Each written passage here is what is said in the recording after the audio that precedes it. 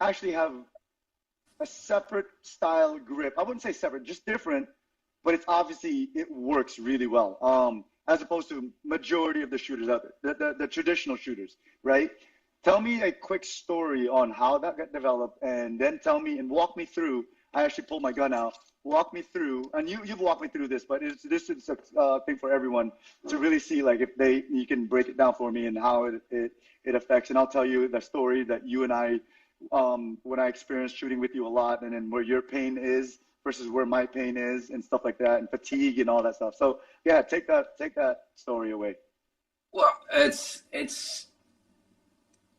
I started young like you. So and the thing is, when you're young, you're not as muscular that it could be when you're 18, or like, you start to build up and 18, 20 and plus. And I was, let's say, pretty much in shape early 2000, and you know what happened after that. I go up and down, up and down. Up for a while. Up for a good while. I got my let's say my bubble time or balloon time.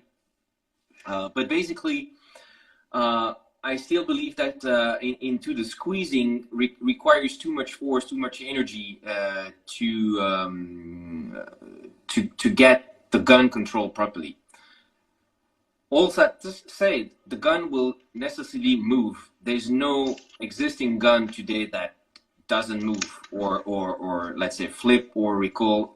There's always something at the end of the day. So that has to be taken in consideration. And since your gun moves naturally based on the system forward and backward, to me the physical logic is to apply the forces forward and backward to get the control on the gun. That said, if I start squeezing, that means I need to use all my force from the front and start using my forearm, which are requesting a lot of power, and this is pretty small versus what I can give from the backside of the shoulders. So the idea is actually not to squeeze my hand, but just hold the gun, basically. And if you align everything together, like the forearm and the wrist, you can actually just push forward. So basically your strong hand is not even squeezing, you're just holding, and you're physically pushing your gun forward from your back hand of your palm. Then your weak hand is coming there in the front, and there are pretty much three options, and you can actually hold this hook, your weak hand as a hook, and you just keep pushing, and by pushing, what happens is that you're actually squeezing and you're compressing your strong hand fingers with the hook of your weak hand. You can do that, but you can also do the same using the hook, and you can actually pull the hook backward, which actually will do this exactly the same. And then you actually use your strong hand as a post. So the post is, you're retaining the pressure, basically. Or you can do a push and pull and adapt it to play with the two movement together. That's pretty much the concept and the idea. To reduce whatever you can have sideways and just apply that forward and backward using actually shoulders and backside of your shoulders as muscle work, which are bigger and can develop much more force than what you can give with your forearm and just squeezing your palm. And talk about, since the way you train, you're very heavy in very high round count in a very short amount of time, right? So fatigue sets in fairly quickly. You don't like to spend 6 hours in a range. You don't like to spend 4 hours in a range. No. I think the max you'll spend in the range is maybe 2 hours, right? So, and sometimes depending on what level of training, you're shooting 1,000, sometimes 2,000 rounds in an hour, 2 hours. Yes? Correct. So talk about like the fatigue and where you actually, how that comes to play. Like you can sustain 1,000, 2,000 rounds of shooting in a very short amount of time for this reason. Yes? You Correct. credit it to this reason. Correct. Yeah. Basically what the main fatigue you will have is actually the grip will actually start having pain, because you're actually pushing, or you're being under pressure here in the front and the back. So basically only your strong hand is really suffering. The weak hand has pretty much nothing. So you're suffering from back here and you're suffering from the front here. This is where, because you got the pressure back and front, and that's actually the strong hand which is taking it. The left hand doing nothing, so nothing on the on your left hand. Beside that, where the fatigue comes is on the back shoulders. Correct. Because it's more like a push, and then the other one is like a pull. So you're like actually twisting or rotating a little bit your upper body to create that force. Since one is in the front, necessarily what happens is that your feet, your right foot is slightly behind, your left foot is slightly in the front, so that your weekend can actually hook from the front of the pistol. So that's funny, right? 2011, right after 2011 World Championship, that was when you and I had a pretty good battle at the World Championship, and then you decided to go switch at production, and I'm like, well, I guess I'll go switch production. You're leaving open. I'll go chase you in production, right? Bad idea, because I found out later that was not a good idea. But nonetheless, I came back home. Literally, I trained for 6 months, figuring out you must be doing something different with your grip. We talked about it, and we had an opportunity to work and talk a lot with each other. At that point, our relationship was growing between you and I as a friend and all that stuff, right? So I started to really give it a chance. And I'm like, you know what? I'm going to go home and really dry fire the push-pull method and all of that. I didn't fully understand it at the time. So when I shot it, the gun wobbled all over the place. I couldn't figure it out. If I can say, if you just show again how you hold your gun right now with your weekend, you can see that your wrist is not aligned straight. You are already twisting your hand forward. So you're actually doing this when my hand stays completely fully aligned straight. Well, what do you mean? This or this? Yeah, no, exactly like this. That's why I see what you're saying. That's why you're able to hook it here.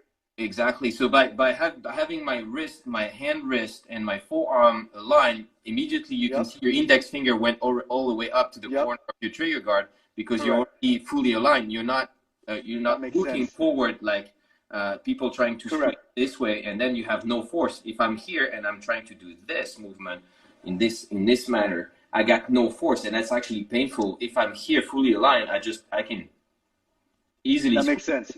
Same thing here. I just have to pull. So that means there is no force applied here on the wrist, nothing, because everything is connected to the line. So it's really just the shoulder work that comes in. It was crazy. I couldn't understand, because exactly that little small adjustment that you just made, I couldn't understand how I could fill in the gap of because I was like this, right?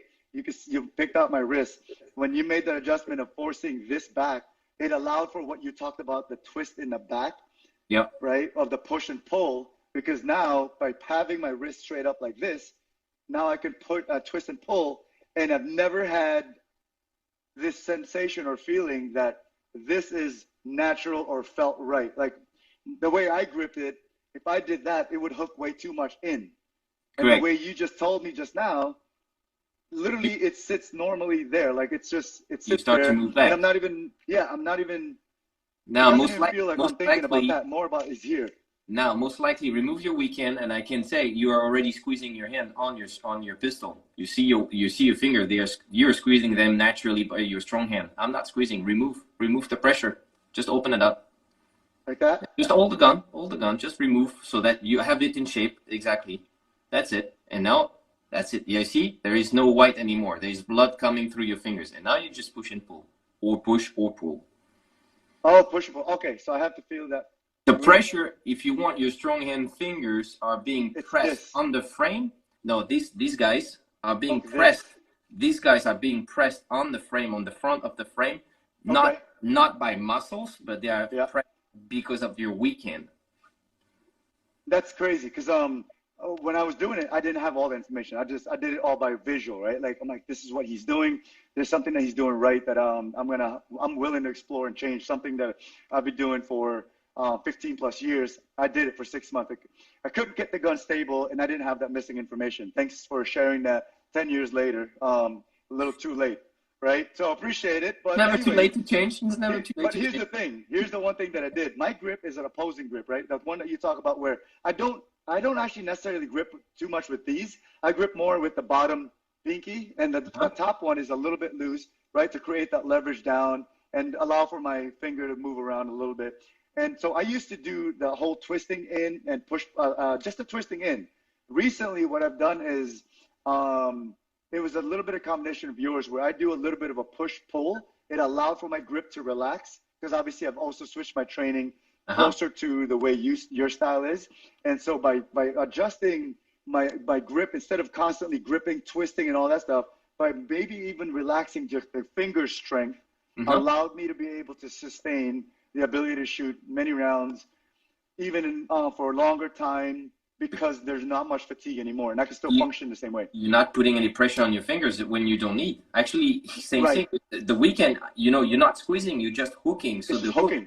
it's a hook. Right. So and then when you do your hook, depending how far forward or around the gun you do, then you have a little, back curve or something, or just in straight. But basically, you just the hook makes the in pressure. Yeah, and it made a difference, right? For me alone, and I had to do it with my style. This was something that I'm so comfortable doing. My wrist is automatically that information would have been helpful 11 years ago, but I'm gonna try it and practice already. We're soon super senior, and then after super senior. So never too You late. might share another technique, but yeah, like but definitely by doing that change allowed me to be able to see the results, and then not necessarily changing the sight pattern and all that stuff. I still was able to control, but really the biggest thing that I saw was I was able to hold on to the gun for longer without any fatigue or much fatigue that I noticed in Right. my hand. I did feel a little bit more like when you talked about it, I'm like, I don't feel it there. I was like, I feel it more here and the fingertips.